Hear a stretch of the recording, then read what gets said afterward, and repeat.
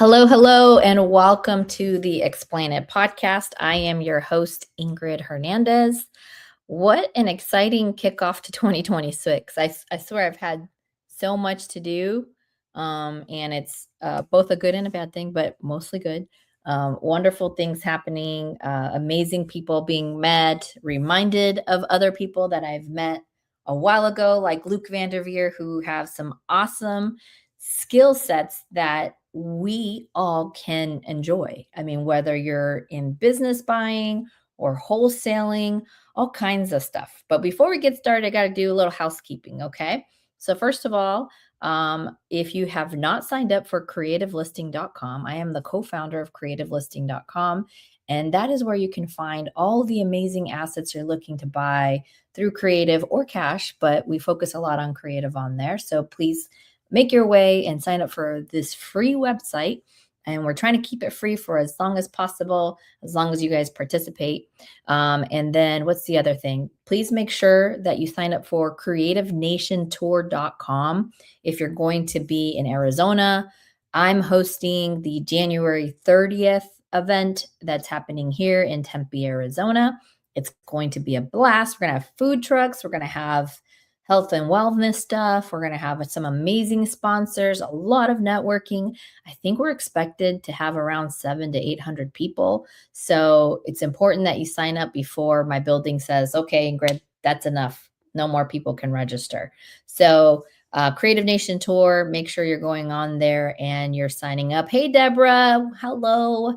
Well, without further ado, that's the housekeeping. And now we have Mr. Luke Veer. Did I say that right? Yes, one of the few. Oh, really? One of the few. Oh, my. Everybody butchers it. I don't understand why it's so challenging. I thought it's pretty reasonable, but apparently it's really difficult. Interesting. Okay. Well, I think it's an exciting last name because it's got 3 words in it. That's right. Yeah. What does it stand for? I have no idea. I've been told it sounds royal, though, so I was like, I'll take it. It sounds good. does. It does. Oh, I There's 4 of agree. us. 3 in Is there? Australia and, 5. There's 1 in Netherlands, 3 in Australia, and me. I've tried to friend all of them on Facebook, but they rejected me. All the Lukes? They probably think it's fake.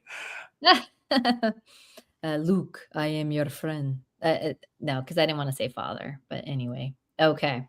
Well, cool. I'm excited to have you on here. And just some background, I met Luke joining Owners Club. It was like our very first retreat, I want to say, or did I meet you before that? I remember talking to you a lot in Scottsdale, our first getaway out there.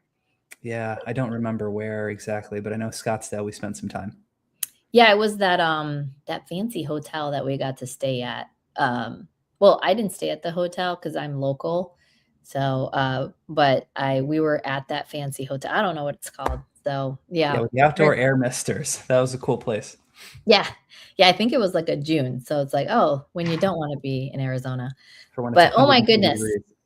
This topic is such an amazing, like fun topic that I really think people get taken advantage of quite a bit, actually, because it's like leads online. Like I would say both that and like whether or not they're effective. So I'm going to ask so many questions today.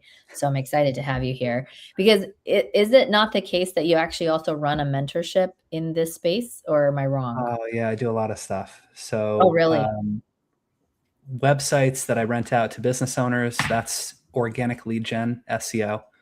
Mentorship, teaching business owners how to do their own SEO.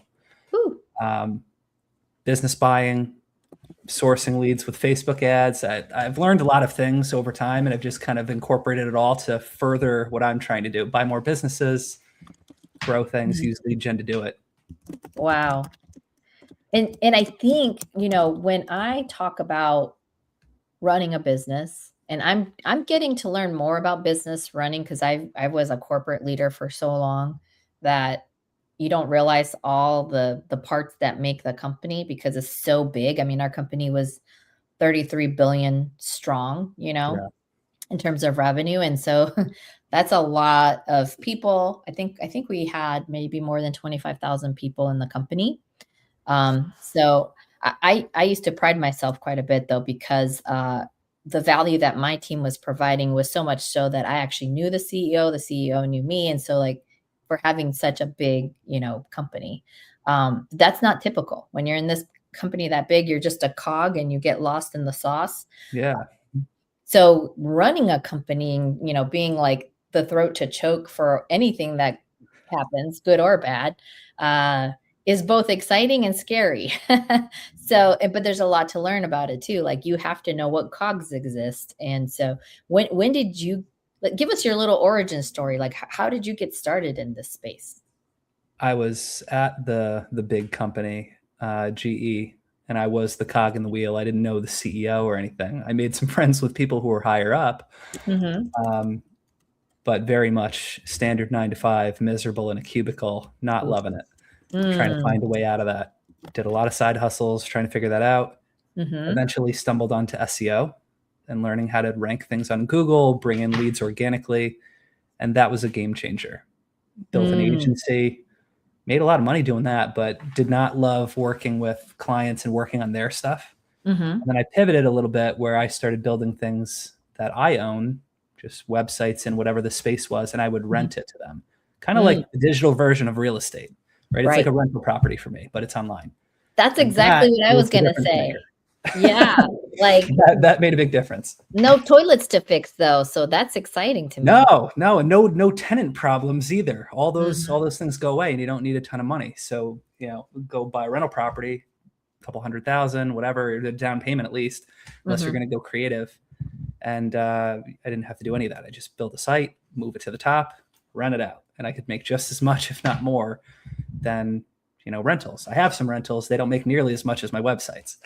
So No, but they help everything pushes me offset back. your tax liability, right? Yes, Because you own them. Yeah.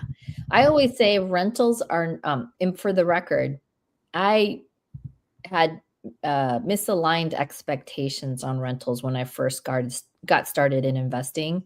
Because I used to say, I'm going to buy 10 rentals. And then with 10 rentals, I can quit my day job. And then I'm able to just go and do, whatever.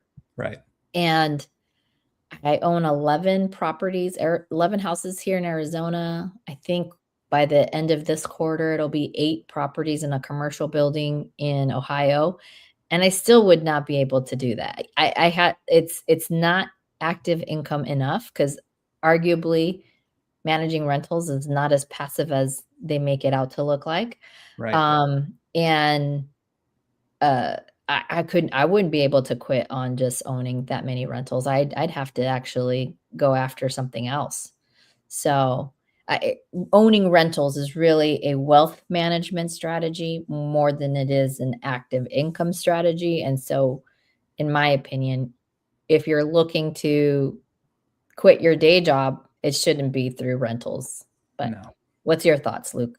That's the same thing. I thought that was going to be the play. I was like, I make a lot of money with other stuff. I'll just funnel it all into rentals and just buy a ton of them. I could just keep buying them. So like one month, I bought 2 of them, Mm, and I was like, you know what? I'll just keep the 2. We'll see how this goes for a couple months, just so I could see what it's like. It's mhm. awful. I don't want any of these. So it's like, oh, this is terrible. I'm never doing this again. So I immediately pivoted to buying a business, and I was like, I'll just keep those. I'm not buying any more rentals. It only Yeah. took a little short time to see like I don't want to deal with the tenants. I don't want to deal with the property management company. Mm-mm. Not a fan at all. Mhm. For sure. And, someone like yourself who maybe has high active income and has, high ability to invest, I do have to I do wanna disclose that I am an investor relations director for Awesome ROI Awesome ROI Awesome ROI US is the website, but Awesome ROI Fund 2 LLC, where we raise capital and, deploy into businesses actually, and many of them with depreciating assets, which don't always have to be real estate. So that we help serve folks like you. You're like, hey, I don't want to deal with toilets, tenants, and termites, is what we say, the That's right. WTs. WT. But this fund is only available for accredited investors. So I do know like you have to know yourself, like what kind of in between investing do you think you need to be if you're not on like strong either side, right? Like, okay, there is still space for folks to go get started with single family. I definitely learned tons focusing on single family. And I also learned that I'm like ready to move on, like and focus on businesses. So this is why this episode is so exciting for me, because I want to know how you play in this space and how so many people can maybe work with you or understand what you do so that they can also achieve some of their goals in that way. So Yeah, I mean, I could certainly talk through what happened with the first one and what's going on with the second one. There's a let's lot of go. changes between Yeah. them. The first business, it was spurred on because I was just trying to talk to my CPA, and I was like, how do I just not pay taxes? Yeah. And she said, you either buy businesses or buy real estate. And I was like, all right, I've already tried the real estate thing. Let's do a business. Mm-hmm. I'm like, what do you mean? What do you mean buy business? And she's like, just buy an existing one that's already been around, that's trusted, that it's simple, just in case, everything starts falling apart. And I was like, okay, well, what's the risk? And she's like, well, if it's been around for a long time, it will keep doing that, most likely, as long as you pick the right types. Mm-hmm. I was like, okay. I went to this business acquisition training. It was like 3 days. I paid $5,000 for that. Just crash course, fire hose in the mouth of all the information you could possibly get on buying a business. Mm-hmm. I just kind of ran with it. I hopped on Awesome. Biz Buy Sell. I know we have other ones in the Sub2 group that you can use, Crexy and so forth. But I was just on that every day, scrolling for businesses, trying to find something that would have a really like 400, 500, 600K net. Something that was like a 2 to 4x price on the net. So what is let's educate the folks, because a lot of people are used to real estate and they're like, X. I thought that's what was Twitter. What is this 2 to 4x? This the multiple of the net income. So 500,000, 3x, 1.5 mil. We have to keep it somewhere in a realistic range. There are certain industries like car washes, for example, that are super hot. So they'll go for crazy multiples, like 8, 9, 10 times the net income. But then it's like you have to own it for so long to make the money back. It's not even worth it. So then hedge funds and things will do it because it doesn't matter to them. They just want the long-term asset. But for us, I want money now. I don't want to wait all this time to like build it back. So I was trying to find something in that range. I was actually going after a non-emergency medical tech company. They drive old people to the hospital, essentially, or back and forth from nursing homes and so forth. But that person's financials came back and they were looking a little funky, like they were trying to hide things with however they did the math and so forth. And I was like, okay, I don't like this. But the broker was really cool. So I had a good relationship with him, and he sent me an off-market deal that was an ice cream company locally. And that one piqued my interest because I knew the company. I was like, I've had ice cream from them since I was a kid. We met with the owner, and he wasn't completely convinced that he wanted to sell, but his wife was really pushing him. And it took him like a month and a half to sign the LOI. We kept like talking to him, coming over and visiting because he was like a few miles from where I am right now. And he eventually signed the deal. I did it SBA. So I had to do 220-ish down to get the loan. And that's it. We bought an ice cream company for like 1.7 million, which was really cool. And then 52 trucks, 3 states. I pulled my brother out of his job and put him in as the owner. I was like, I don't want to be involved. I'm going to be passive. I'll do lead gen for it, but I don't want to be involved. I'm like, you run the day-to-day, whatever. You can have half the company if you do it. So he did. And that was our deal. So I'm passive on that one. We started running some Facebook ads. We tried all the different marketing things like radio, all this stuff, all awful. Facebook ads worked really well. And we booked like 2,200 events in our first 4 months with me running Facebook ads. I spent about $4,000.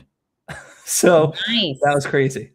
And then from there, it's just been a couple of years of him kind of running it. And I've started to try to find other businesses to buy. I love that. So I actually, going back to how you originated buying this business, and sometimes I struggle because I'll say property instead of business because I've been doing real estate for so long. I'm like, I always say though, buying properties is like the gateway drug to becoming a business owner because there's so much about it that is parallel. Although there's a lot newer stuff in business, but I really do think buying single family houses is a good way to get started with businesses, just because it orients you to certain things you should know: insurance, taxes, Right. being responsible and paying your debts, knowing what it takes to, like, I mean, there's still maintenance and things like that in some businesses. So all things that can be relevant. But it's funny that you were looking at that kind of business, because people may not think right away, like, oh yeah, the elderly need a way to get to their appointments, and like the logistics of care in the senior space. Right. And then I underwrote a business that is logistics for folks who pass away. Okay. Isn't that crazy? Yeah. So in the state of Arizona, you don't have, that's privatized, like the logistics of dead people. Okay. And so if somebody passes, so think they're in assisted living, or they're in a hospital, or they're in somebody's house, or maybe they got shot, like, I don't know. There's all kinds of ways we all pass away abruptly, car accidents, etc. Some of those will go to like medical emergencies, like, right. So think car accident. Okay, now they're going to go to the hospital, and then somebody has to take them from the hospital to the funeral home, or like to where they're going to be taken care of for the forever. And I didn't even think about that. I'm like, that's a What's the business that's term not for going this? anywhere. I never Huh? thought about this. Is there what's the like keyword? What do people search to find this? What do you even Uh, call this niche? I would think dead people logistics. I don't know. Dead people transport? That Yeah, doesn't sound seriously, right? So what you call it? So when I was underwriting it, it's actually really close to the numbers I needed, and she's willing to do seller financing. nice. However, the reason why I didn't actually pursue is because it was not a lifestyle fit. Okay, this company has to, like, we can't determine when we pass away. People pass away at all times of the hour. So it's a 24/7 business, right? Mm, And I'm like, do I want to like deal with the callings and the whatever? I don't, and no. even if I was to tell, like, I don't know, my sister or my brother, and pull a Luke like you did, like, hey, I'll give you half the company if you just manage. I mean, I can still see myself getting that phone call and be like, I need somebody to help me go pick up, a very heavy person who may have just passed. Like, I don't know. Gotta pull I was somebody like, else I don't in. think that's a lifestyle fit for me. Yeah. So, Doesn't anywho, sound we like got a lot of engagement in the chat. I love this. So please, as you guys have questions, you please ask them, and we can see them, and we would be happy to help. So we got Kay Johnson saying, this is very interesting. Thank you. Peter saying, each property is a business in itself. Absolutely. That's why I say it's the gateway to like buying a real business, because you can see all the headaches that happen. And it's like, okay, could you do that at scale? So, don't want to deal with it with the two. yeah, yeah. Doesn't Arizona pay enough. is interesting. Now there are some cities in some states that actually provide that logistics, because it is logistics. It's you're taking the body from one place to the other. And some states, some counties do that. Like they actually have like a part of their like city services. Arizona does not. So somebody's asking, are you a native speaker of English? Ooh. That's interesting. It's probably a weird one. I don't know. That contact seemed kind of weird. Yes, I speak English and I speak Spanish. Okay, Luke, which resources or websites do you use to find businesses for sale? Biz buy sell. And is that your favorite? That's my favorite. I haven't used that for this latest one. I didn't use it though. I just ran ads to find it. I didn't feel like going through that list, because if you're on the websites that everybody uses, you're with every other person on the planet that's also looking for the same thing. Exactly. So you want to go off market, and then you don't have to deal with brokers and a little bit more work to get the information from people and create that relationship. But you don't have to fight with other people and have bids raised on you and LOI is broken and all these other things. Yeah, yeah. So one approach is to contact brokers, and arguably, the fellow I work with, his name is Manish Pouchier. He's like, the best way to buy businesses is to actually buy your initial business, and then all of a sudden you're the hot girl. All the brokers will call you. Are you are you feeling that same experience after buying your ice cream company? People don't. So right after we bought it, we were trying to buy another. We were trying to buy a car wash still, and Mm, mhm, the brokers didn't take you seriously when you just called up and said whatever. But as soon as I said I owned that company, then they're like, oh, okay, and they just send me whatever I wanted, because it's mm, like the proof that you bought that already. They didn't ask for financials. They didn't give me any of their normal shit, like all the questions and things like, I don't know if you can afford this. Like, send me all this information. Send me your, mhm. retirement accounts, where you getting the money from, all that stuff. You just skipped all of that because I already had something.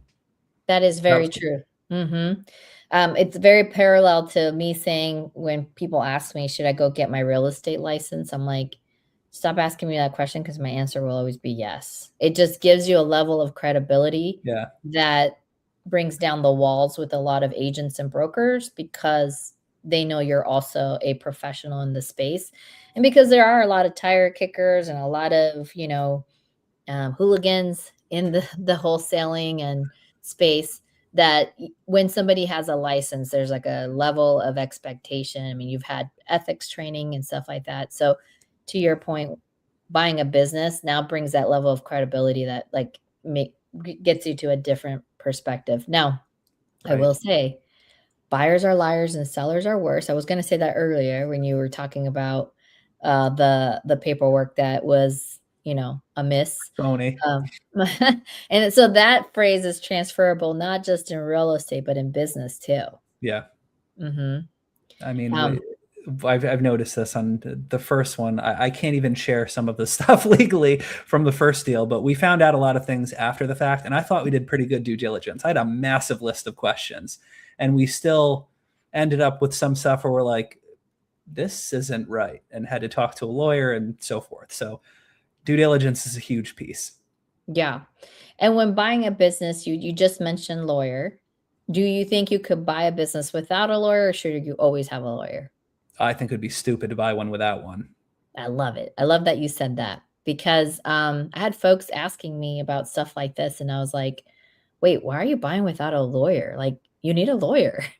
You absolutely need one to cover to CYA. Yeah, CYA, cover your ass. That like yeah, the one I'm trying to do right now is going to be like a 3.54 million deal. There's no way I can do that on my own. I absolutely need the lawyer. I don't care how much he charges, 15,000, 20,000. It doesn't matter. If I get locked into a $4 million deal that's terrible, I'm gonna have to pay that back. What would you mhm, rather do? yeah, yeah. Let's talk a little bit about the SBA loan, which is something you took advantage of, Yeah, and I'm curious. I have folks in my circle who aren't huge fans of SBA because they take a long time. they do. They also, require a colonoscopy. No, I'm kidding. They I mean, Yeah, they have no, a it's lot of invasive. That's a good way to say it. yeah, and then, not just that, but because of some of the guarantees that come along with it. So, it's Yeah, my understanding, and maybe you can correct me here, is that when you take an SBA loan out, it's kinda like taking a student loan out, like, you can't get out of it. It's like, it's there forever, and you can't even bankrupt your way out of SBA. yeah. There's no way out. They locked up retirement accounts. They locked up my brother's house. They locked up all kinds of stuff. So it's like depending on how many assets and things you have, you got a lot of stuff on the line if you screw up. So you got to make sure you get the right deal, or that you Right, can right. figure it out. But if you have nothing to lose, go for it. Then it won't matter. Yeah, They'll lock up the business assets. yeah. If anybody is interested in business buying and can't afford a $5,000 3-day workshop like Mr. Luc van der Veer, then I would suggest buying the book called Buy and Build by Walker Diebel. I don't know if I'm saying his last name right, but we got to see him on stage this past week at the Owners Club retreat out in Miami. And it's so funny because we have a room full of probably 3 or 400 people. Some people were not in the room because there was supposed to be closer to 500 of us, but a lot of people were networking. But I was in the very back. My sciatica was bothering me, so I was like standing back there. And he talked about the kind of cap rates that exist with businesses that have, and by the way, this is a bell curve, right? So this is the average. The average cap rate for your normal, I'll call it boring business, right? Think laundromats, convenience stores, like things that are very typical in your community. The average cap rate for those businesses that have been around for at least 25 years is 33%, which is wild. You can't find those kinds of cap rates in real estate, really. You can't. I mean, unless you're like developing. But and then when he said that, right, we have this room full of people. I was the only one in the back, and I screamed. I was like, woo! Because I've now, pivoted into more businesses, and Right. the cap rates is a huge reason. So, how would you define cap rate? Like, I know when I first started real estate investing, cap rate was like a scary term because I was like, what is cap rate? What does that mean? I don't even consider it at all. I'm just looking, don't even look at it at all. I'm just looking at profit margin on the business. That's it. Wow. Okay, guys, cap rate. So it's how much is the business making, the NOI, divided by how, like in 1 year, divided by how much you're purchasing it at. So a lot of businesses, like we were looking at like a construction business, like the NOI versus what it was making, it was amazing. Meaning like, okay, so if a business was making, I don't know, call it 200,000 NOI a year, net operating income, and they're asking $1 million for it, then you would take those numbers. What is that? 20%? Right? Oh, don't have me math. Oh God. See, guys, you don't even have to be good at math You to don't need get any. yourself. I don't use any of this. I just have a general buy box of things, and if it's within the range, I'm like, okay. Yeah. What is your buy box? Yeah. Well, so 20%. there you go. Okay, so the price will be somewhere 1 to 5 million. I know below that, they're not going to have enough infrastructure, and it'll probably be a pain. Above that, I don't know how much value I can provide. Might be able to do some, but it'll be in the hedge fund range, so Oh, somewhere in Luke, there. you are shorting yourself so much. Profit margin somewhere 25 plus. I would like Mhm, higher, mhm, obviously better. mhm. 5+ years in business, 10+ employees. The idea being longer in business, probably safer. More employees means less stuff on you. And ideally, somebody on the team that can either be elevated into that top role, or I mean, I suppose I could pull somebody from somewhere else, like hire somebody in, but if possible, ideally take the team and just pay them more, move them into that top position so I don't have to be there day to day. Mhm. And then an easy business. So I'm not going to do something I have no clue. Like I'm not going to do anything engineering or, I'm going to try to stick to some kind of like blue collar trade or something more simple so that if everything fell apart and I needed to jump in, even though it's probably not going to happen like that, I'd like something that I can understand quickly. I think that's Just for fantastic. safety. Super cool. Okay, I'm gonna put that book I was talking about. Somebody was asking. It's called Buy Then Build by Walker. Again, I don't know if I'm saying his last name right. Diebel. Yeah, looks Yeah. like people. Yeah. He was fantastic, a fantastic speaker. And again, I don't know, maybe I was super caffeinated, but I was in the back of that room, super participating. Like he would ask questions, me not knowing he was being rhetorical. I would totally just, he was like, "What's better than starting a business?" And then like he asked that, I was like, "Buying one." And he's like, "Oh." I was like, oh, his next slide was supposed to say that, but anywho, but I was like, man, we're the cream in that room. We can't help it. We rise to the occasion. So, hello, Ming Zing. Hopefully, I said your name right. Yes, like cap rates are amazing, and even Peter is surprised by that 33%. A lot of this data is in that book, and then he also has a mentorship. I don't remember what it's called, but a lot of this data comes through his mentorship too. This is not, I don't get paid. Maybe I should to talk about Walker Debo, but I thought it was pretty amazing. His start was in St. Louis. He was a college guy with a really fancy university, and it was all about VCs, right? Venture capitalists, starting your own business, like having a startup, innovation, blah blah blah. And then he gave us the statistics about starting your own business, and they were abysmal. Like Fail. so many fail. Yeah. So many fail. It's like, and then if I think about even like the agile mentality that I came from in my corporate environment, what do? You don't just like clean up everything you're doing and start anew. You make slight improvements. It's like a continuous improvement process. So if you take that philosophy to a business, like go leverage the 20 plus years of the sweat equity, the stress, and all that good stuff that a business owner has put into their business, and man, just have at it. So Yeah, it's like the marathon's already going, 10 miles, and I just pop in at mile number 9, and I'm like, all right, I feel pretty good. Let's finish this. that's a great analogy. I love that. Yeah, absolutely. For sure. So that was your first one. Did you already get a second one, or you're working on your second One I'm working on. So we're in the underwriting, bank review, looking at financials and things. Okay. And then do you hire anyone to do your additional due diligence? Is that something that you do? Yeah. I have a lawyer that I use for the law stuff, law related things, and then I have a due diligence person that I pay for extra beyond what I'm going to do, just to make sure I'm covering myself. Second set eyes. Nice. Yeah, for sure. Okay, so tell me, is that all? Is that your whole team, or how many folks are involved in your decision making? Just me, and I send stuff to them and just take whatever they say under advisement. I'm going to have a team for future stuff because I'm running out of family members that can run things. So this one, I'm going to be on my own. Got a good one in Arizona. Just kidding. Yeah. Right on. Actually, speaking of which, then do you have some like performance clauses in your operating agreement? Like, okay, you're the operator, I'm the nerd, but here's what our responsibilities are. I'm going to have to figure that part out. That's coming up. I haven't had to deal with this yet. This will be coming soon. I got to see if the bank's going to do it first. Okay, cool.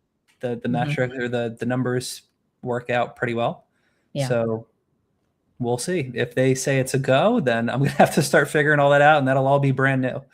Never done the performance type stuff before. So this is why we need a lawyer. Yeah, exactly. And it sounds like your brother loves you, since he seems to still be performing, and that's not even a thought that's crossed over yet. So. He bought another business too. So he bought a landscaping company a few months ago. Oh my gosh. He's doing that one on his own. I had no idea the crazy multiples landscaping companies do that focus on maintenance. Not even the ones that focus on like hardscaping, like expensive projects, because those also have expensive materials.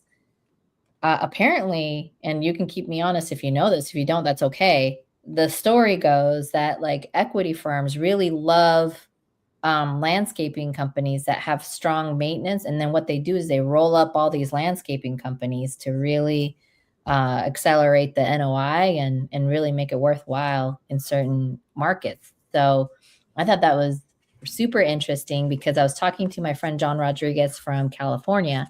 He bought a landscaping company out there, but it has a strong component of construction. So like you need your licenses, right? And some businesses are going to require some licenses. So if you're going to get like an HVAC company, guess what? You're going to have licenses for that. If you're going to go get even a painting company, that requires a certain level of licenses. An assisted living place, somebody's going to have licenses. So businesses do come with a little more complication, but for good reason. So things to consider. If you were to start fresh right now with no connections, are you okay, Kiana? Just kidding. Would you try investing in buying a business, or would you try investment properties? Oh, he may not have been in the beginning of this. The business, but I would do things a little differently. So you're mentioning it's a roll up. is the industry term they're using as a roll-up. You find things that people will generally lump them together. So you take a bunch of different companies, you attempt to buy something in the same industries or things that are related, put them all under the same flag, and then sell them, and the multiple goes up. So instead of selling it for like, 2 to 3x, now we could sell it 4 or 5 because it's over a certain threshold, like of net income coming in. Once you get into like the million, 1.5, 2 million, and so forth, the higher that net income goes, that multiple kind of ramps up like a bell curve, or like I'm not thinking of the word, but the front of the bell curve, super, super fast. The fun part. Yes. The hockey stick. Crazy. There you go. The hockey stick. Thank you. So I'm going to do that with paving. The ice cream catering was just a one-off. That was just a good deal, so I did it. But it probably wasn't the best strategic move because I'm going to do something completely different now. But this, paving I can do. There's other ones. So you just can buy a bunch, lump them together, sell it all as one big package. Make a lot more. What I love about the story, and hopefully that also tempers some folks who have super analytical brains, I don't know, like mine, where you're like, do I go? Do I do it? Do I not do it? And it's like, look, man, if you're somebody who figures it out, just do it. Yep. I'm not advising anybody. I'm not a lawyer, but just do it. And figure it out. And that's really what business is. Like you're the figure it out person. Right. And by the way, who doesn't like ice cream? Like, I don't know if even lactose intolerant friends of mine love ice cream. This was a very much a figure it out. Like I have background in ice cream. My human resources is my background. Oh, okay. Reduction in force, layoffs, not ice cream. I'm trying all these different advertising things. We're doing all kinds of stuff. Trucks are breaking down. I'm like, I don't know what to do with any of this. Yeah. My brother's hiring mechanics. It was all very much figuring stuff out as we go. I love it. And thank you all for the hearts and the thumbs up who've given that so far. If you guys are finding value in this episode, please make sure to like and subscribe. Look at me talking like an influencer, because I love to have guests like Mr. Luke on this podcast. And this tells me that we're right on the money. So Canna Tech Guy said, so even without as much upfront capital, since you are starting fresh, you would still invest in the business then? Yeah, so like I had some money to do this with, so I could do the SBA loan. I couldn't buy the whole thing in cash, but the SBA loan was fine. Yeah. And then, if I didn't, I would have tried to do some raising. I've never done that before. I've never had to. Some people have that skill set, like I know Ingryd does. That's who I would ask about that if you don't have the money to do it. Yeah, totally. Bring her a good deal. And again, I think that the book by Walker Diebel actually gives a lot of this perspective. And I would encourage all of you to read it. By the way, some of you are on Instagram, which I love, but to have a better interaction with me and so that I don't forget that you're actually watching, come over to YouTube. So I have Nenny, the realtor, on Instagram saying, could you please share the key metrics and supporting evidence you typically look for when evaluating a purchase of a business? Well, so those were the key ones, were the big ones I talked about. The price range, I want somewhere 1 to 5 million, 10 plus employees, at least 5 years in business, profit margin, ideally 25% plus.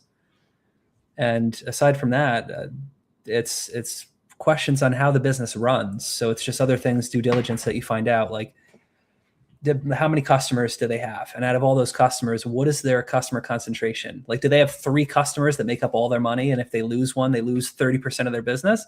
Can't do that. Do they have 1 million customers? So each one only represents a tiny bit? That's great. How do they get customers? Do they just get it randomly through referrals because they have a really strong name? Do they have to run ads for it? Why are they getting out of the business? Does it suck? Are they lying to me? We got to do some digging and find out all of this information. Yeah. So we can try to uncover, like, if this is good for us. I love it. So the term that we used to use is customer mix or customer segmentation in my data nerd days, for sure. Because you don't want one customer to leave you and then there goes the business in the toilet. I actually think the latter portion of what you're saying now is more what she was asking versus what your buy box is. Saying like, hey, what are some of the things that you should consider when you're evaluating the business? So I love your answer because it's going to depend, right? Like if you're buying a law firm, which, by the way, in the state of Arizona, you don't have to be a licensed lawyer to own. Luke, maybe we could figure something out there. And then, or if you are looking for like a painting company, right? Like, how many guys do you have on staff that aren't going anywhere? So there's so many things that you have to understand about a specific industry so that you know what questions to ask as a part of your due diligence. And I would say a foundational component to all of that is give yourself enough time. Like, you need enough time in your due diligence period. So like in real estate, our due diligence period, 7 days, typically 7 to 10 days, right? Right. In businesses, how long do you do due diligence? It's not supposed to be super long, but I mean, it's taken months, a couple months, something like that. It'll depend on what you put in that LOI, but it usually drags on and on because it's only how fast the person can respond. You request all this information, and then maybe they don't know how to do it, or they have to have their accountant do it, and this just goes. But like, I can give you more of the questions. I pulled up the list of just kind of what I started with. We've got, so what's their revenue for the last year, their last 3-year average revenue, profit percentage. We talked about number of employees and years in operation. Why are they even selling? That was a big one. Got to get that personal motivation. Why did they start the business originally? What is their ideal goal? Like, what do they want this to look like? So I can try to figure out, like, can I work in some kind of creative structure? Or what can I do to make them choose me over some other buyer? What are the biggest challenges they're having at the moment? What are their most valuable customer resources, customer mix? What was the impact during COVID? So like, if some kind of crazy thing happens again, how did they deal with it? Did it have any impact on it? Where are clients distributed geographically? Who are the major competitors? How big is the total addressable market? And then financial statements. So like past 3 years tax returns, matching P&Ls, so I can see that they're not hiding anything. Nice. And those are just some of the basic things. Just a little foundation. Yeah. Peter said cost of customer acquisition. Yep. Arguably, most businesses are not sophisticated enough to know that. Do they have any IP? Ooh, intellectual property is what it stands for. Mm-hmm. Yep. Yeah. That's a good one. Environmental issues. That was something that we had to look at with ours. Like, where the land we're on is right next to the airport. And apparently that land has some kind of special designation where we are. So it's like, there's just weird stuff that comes up that you'd have no idea unless you had some people doing this extra due diligence. Yeah, totally. And, like we were saying, the more you do it, the more educated you get. Like, there's things I didn't know that I was supposed to ask when I was doing that dead people logistics, due diligence. Like, okay, how old are the vans that you use? Is there specific training that the people who actually, move the dead bodies, I don't know how else to say it. And they do actually, they have to go through like a stretching process, like a safe reiteration of safety before their shift so that they're not pulling their back. That means that your insurance is probably going to be higher because you're likely going to have,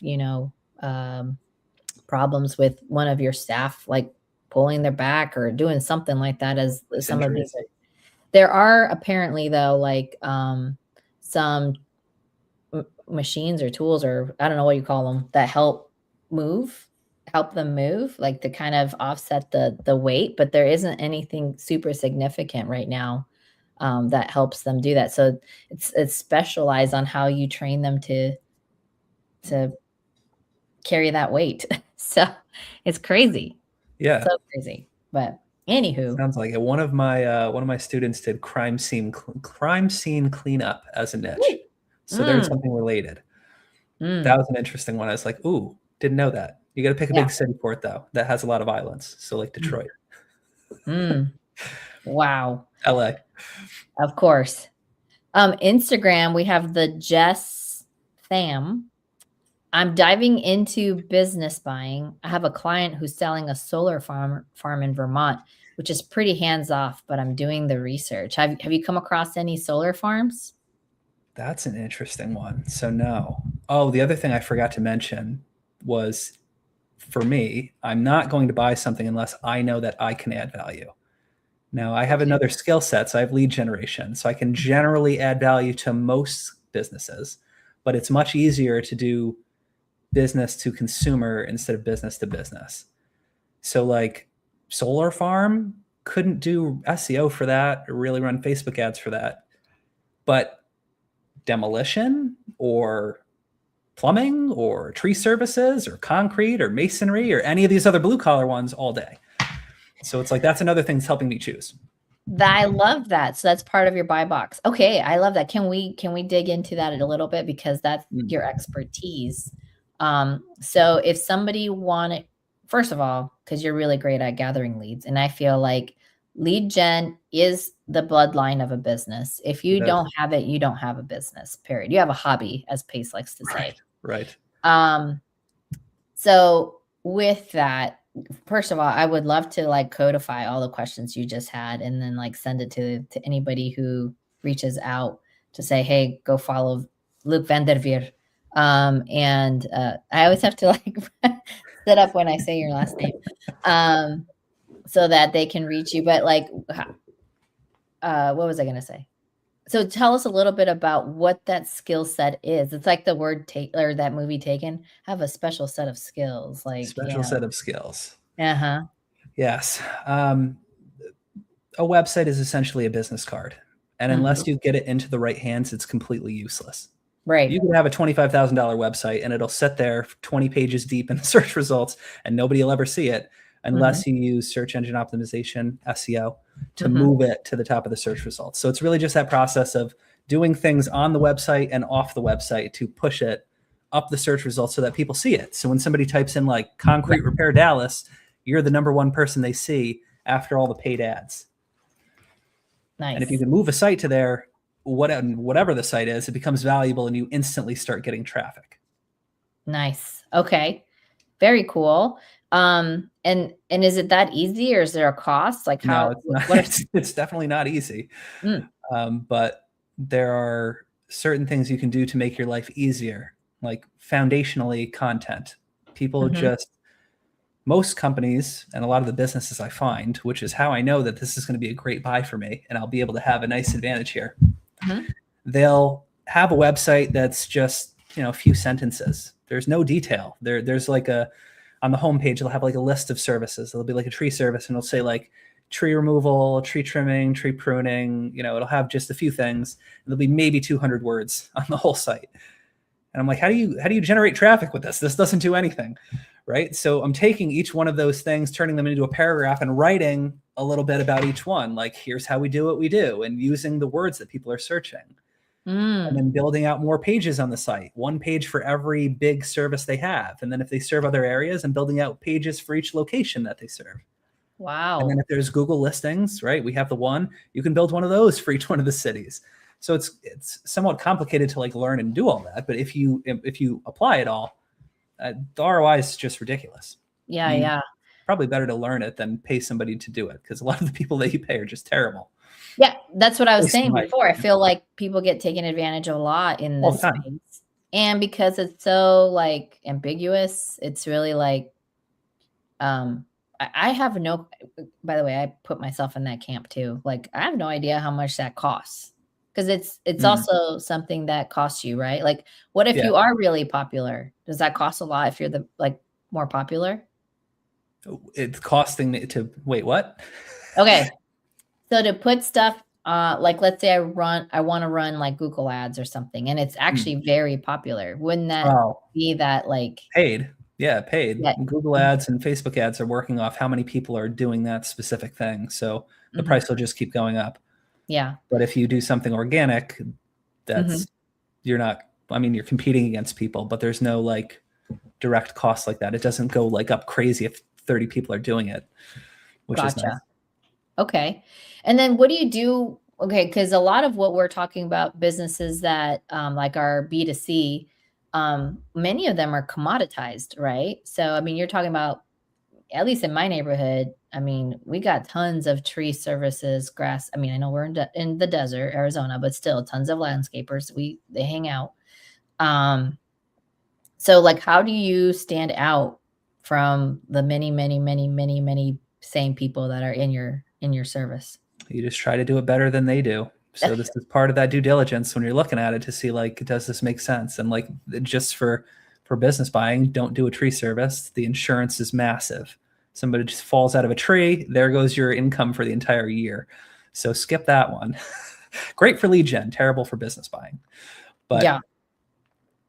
Yeah, I don't have a totally. good answer for that one. It's really just trying to do it better than the other person. So I just purposely wouldn't pick something that's going to be in a super competitive area. Yeah.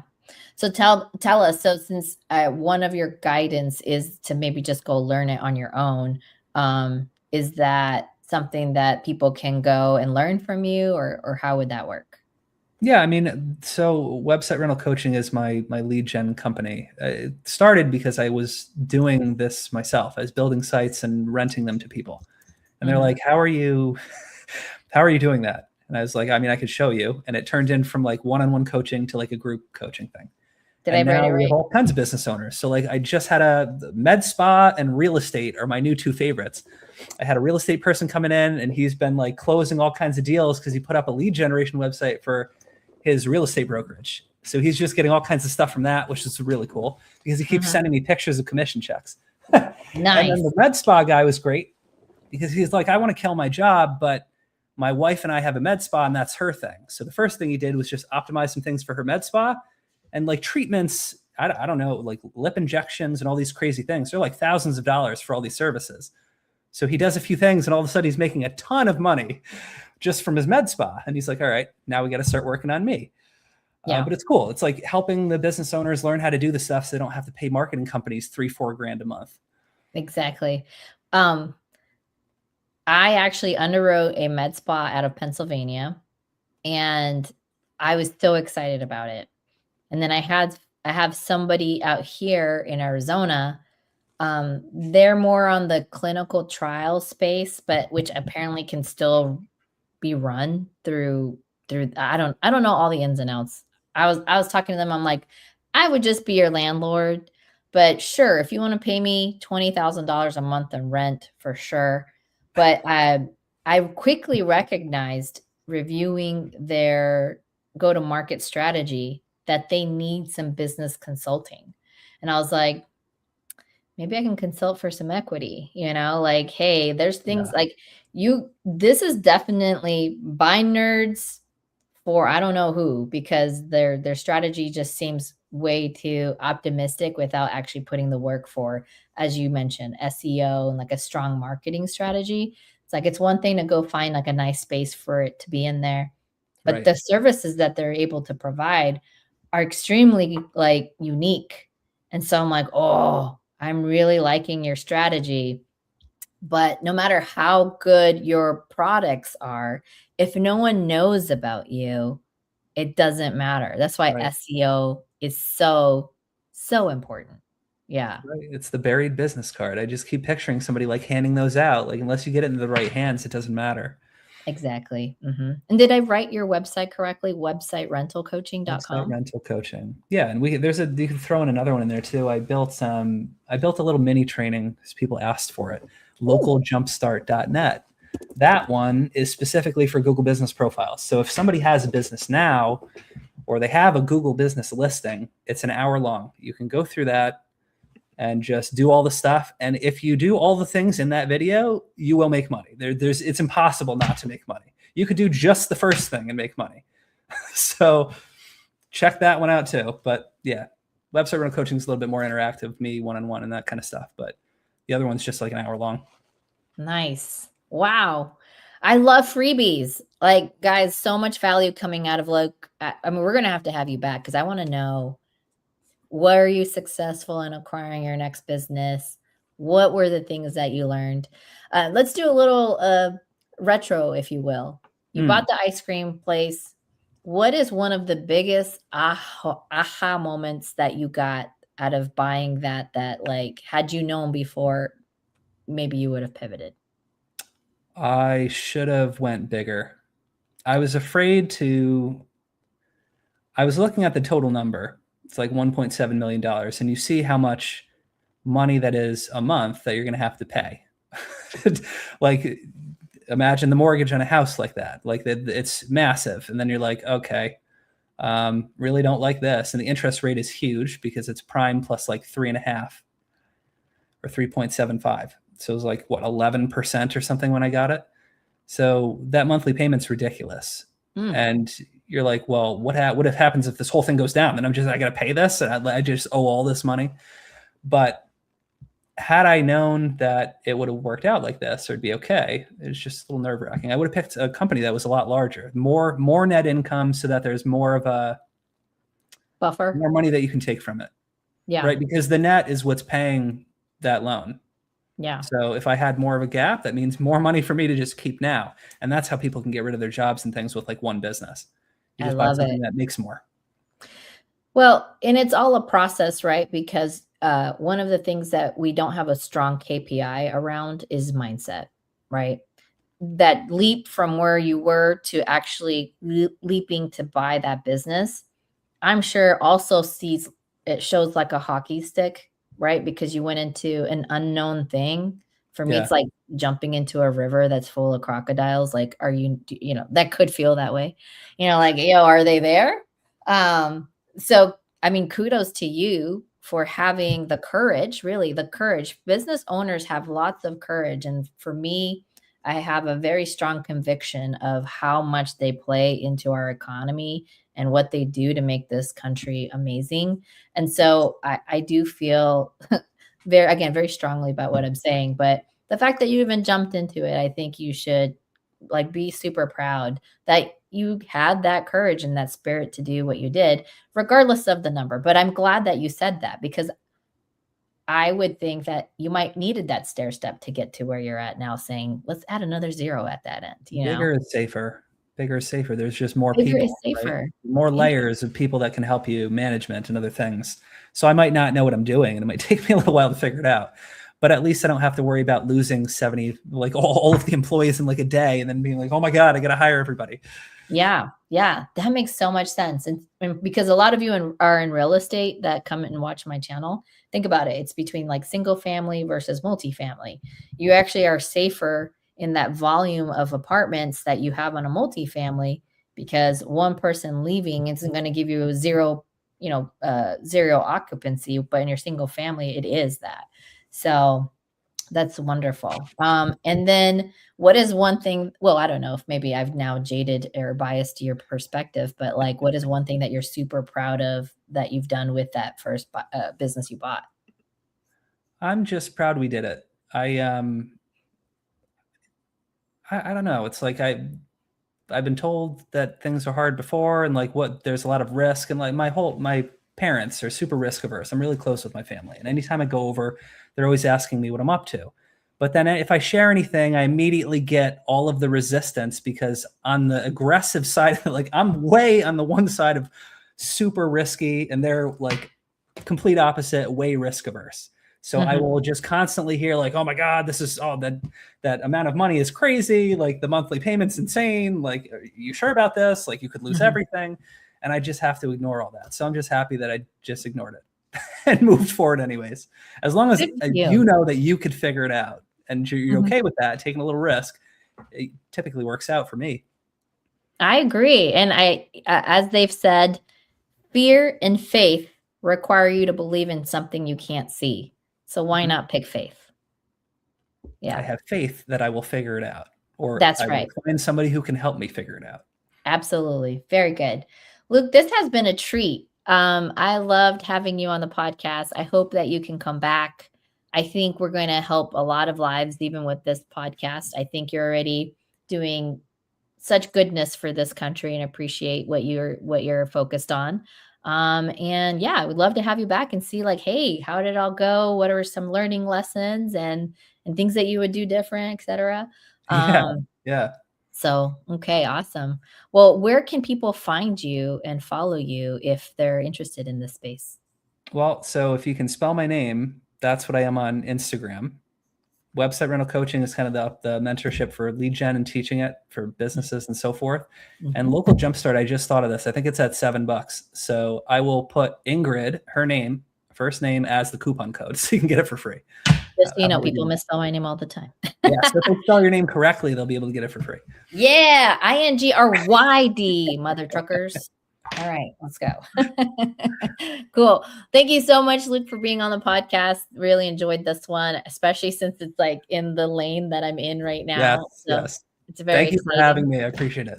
Thank you. And then, guys, Explain It podcast is here every Wednesday at 1 p.m. Arizona time. So please come by, ask your questions. We love to have amazing experts. If you guys have anyone that you think I should be interviewing, let me know. We're trying to book out our next 6 months just so that we can rinse and repeat this bad boy. And of course, we're going to have Luke back on to see, did he buy that business? And even if he didn't buy the business, why not? We'll know in April. Right on. Thank you, Luke. And thank you, everybody. See you guys next week.